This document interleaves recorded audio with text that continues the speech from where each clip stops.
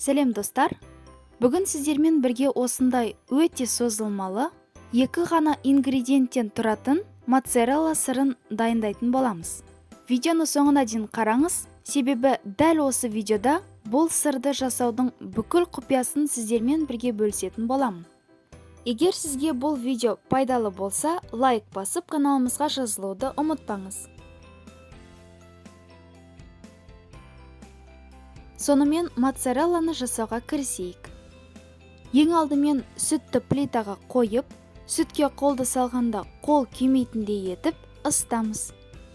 Яғни сүт ыстық болу керек, бірақ қолды салғанда сізге комфортно болу керек. Моцарелла сырын пісірген кезде сүт үйдің сүті болуы міндетті. Сүт сауылғаннан кейін тоңазытқышта 12-24 сағат тұруы керек. Яғни бірден сиырдан сауылып әкелген сүт жарамайды. Сүт қызып болған соң, оны плитадан алып, 4 литр сүтке 15 қасық уксус қосамыз. Уксус 9% болуы керек. Уксусты сүтке асықпай аз-аздан құйып араластырамыз. Бірден құюға болмайды. Творог сүттен бірден ажырамайды, оған шамамен 15-20 минуттай уақыт кетеді. Бүкіл 15 қасық уксусты қосып болған соң, сүтті 5 минутқа немесе 10 минутқа тындырып қоямыз. Міне, бізде сары су мен творог бір-бірінен түгелдей ажырады.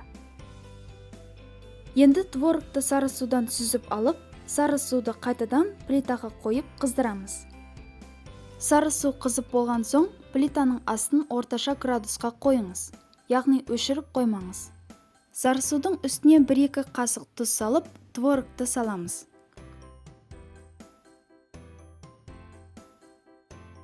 Творог басында 5-10 минуттай қатты болып тұрады. Сосын ғана еріп, созылғыш бола бастайды.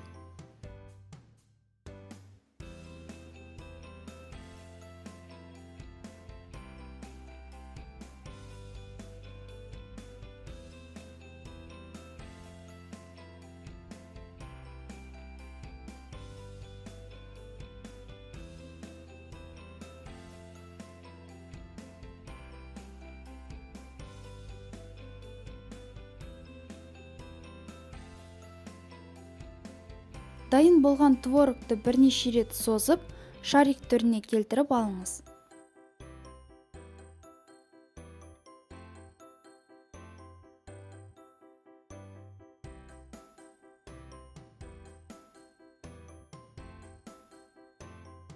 Ыстық сары суда өте көп уақыт моцарелланы ұстауға болмайды.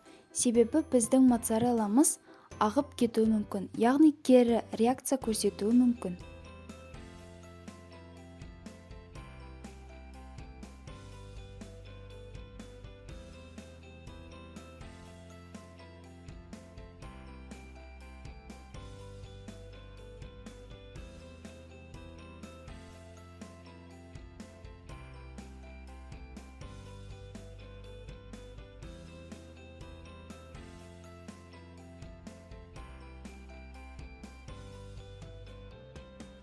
Міне, бізде осындай өте жұмсақ, балғын үй жағдайындағы жасалған моцарелла дайын болды.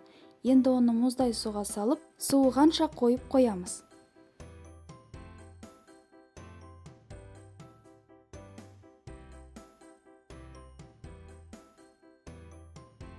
Міне, бізде 4 литр сүттен 400 грамм моцарелла шықты. Дүкеннің моцарелласына қарағанда әлде қайда пайдалы әрі арзан. Сіздер де жасап көріңіздер, рецепт ұнады деген ойдамын.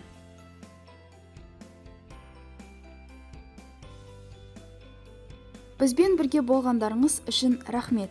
Келесі кездескенше.